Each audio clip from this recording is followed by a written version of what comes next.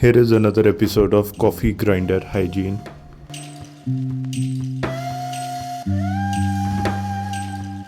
This time the grinder is choked on oils from a dark roast.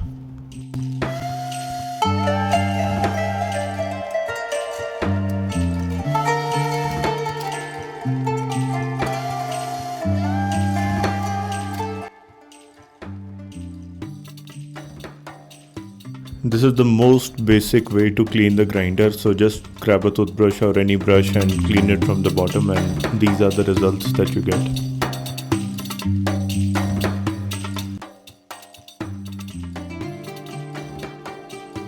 So after cleaning it with the brush, it looks clean and refreshed, but that is far from the reality.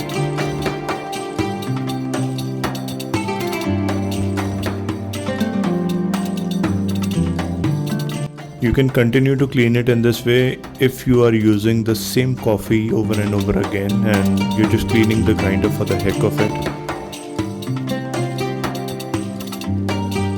Which is not the case for me here, so we'll open the grinder and clean every part of it because I plan to grind a lot of new coffees and I don't want the taste of my previous coffees lingering into every cup.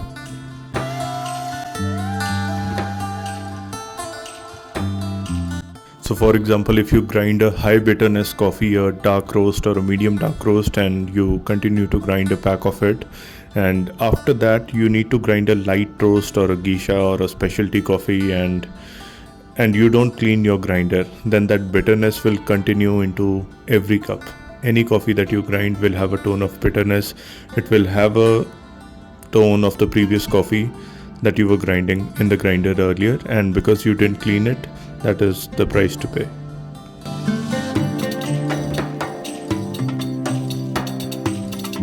So even though we cleaned the grinder without opening it with a toothbrush and we cleaned it thoroughly from the outside and it looked clean, but inside the grinder is another story.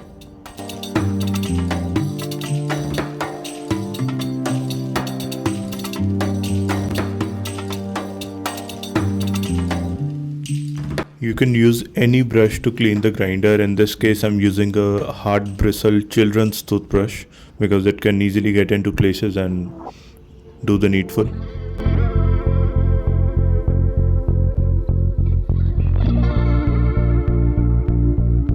So the whole idea of getting a hand grinder or a specialty grinder is to grind your coffee fresh so that you can taste every bit of your coffee because you're a coffee nerd.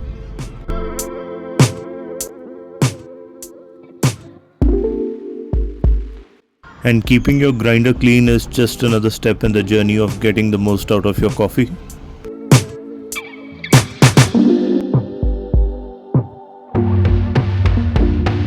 This is a close-up of how coffee oils or remains of your previous coffee can hold on to the coffee bar and make your coffees taste better or make them taste different from what they are supposed to taste like.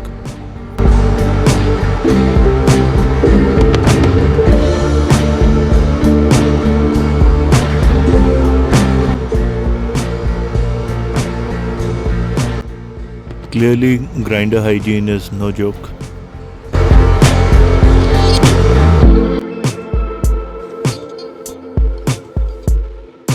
Considering there is a lot of precision involved in manually brewing coffee, so this is part of the precision where you keep your equipment clean so your recipes work the way they are supposed to work.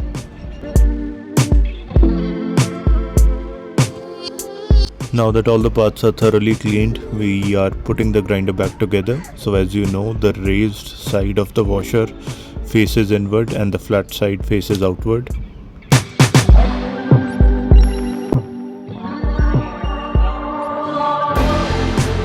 Same logic applies here. So the raised side of the washer faces inward towards the grinder and the flat side faces outward.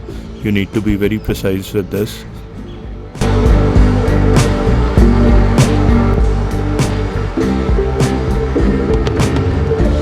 So herein, since we put the spring on the burr, so the burr is pushing itself out, and we hold the burr with one fingernail and put the grinder clicks with the other finger, but clearly my hands are too big for this.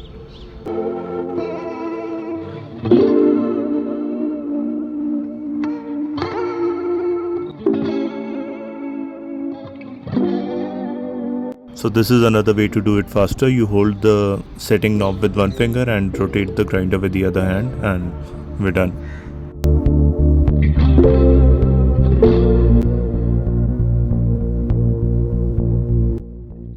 Now I'm rotating it anti-clockwise to the setting that I need to be at, which is 28 clicks.